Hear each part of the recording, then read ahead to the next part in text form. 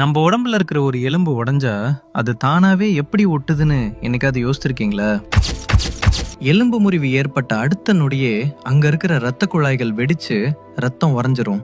இது வெறும் இரத்தக்கட்டு இல்ல, புது எலும்பு வளர்றதுக்கான ஒரு தற்காலிகமான மேடை இதுதான். அடுத்த சில நாட்கள்ல நம்ம உடம்புல இருக்கிற ஆஸ்டியோபிளாஸ்டுகள் அப்படிங்கிற பில்டர் செல்கள் வேலைக்கு வரும். இவ புது எலும்பு திசுக்களை தட்டி தட்டி உருவாக்க தொடங்கும்.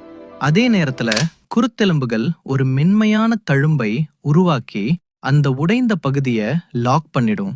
அடுத்த 4 வாரத்துல அந்த மென்மையான தழும்பு நல்லா இறுகி ஒரு உறுதியான எலும்பா மாறிடும். இதனால எலும்போட பழைய பலம் மெதுமெதுவா திரும்ப கிடைக்கும். கடைசியா ஆஸ்டியோகிளாஸ்டுகள் களம் இறங்கி தேவையில்லாத திசுக்களை செதுக்கி எலும்ப அதோட பழைய ஷேப்புக்கே கொண்டு வந்துடும். ஆரம்ப கட்ட குணம் கிடைக்க 8 வாரங்கள் ஆகலாம். ஆனா முழுமையான இரும்பு மாதிரி பலத்தை பெற சில மாசங்கள் அல்லது வருஷங்கள் கூட ஆகலாம். நம்ம உடம்பே ஒரு மிகப்பெரிய இன்ஜினியர் தாங்க. இந்த தகவல் ஆச்சரியமா இருந்தா மறக்காம ஷேர் பண்ணுங்க.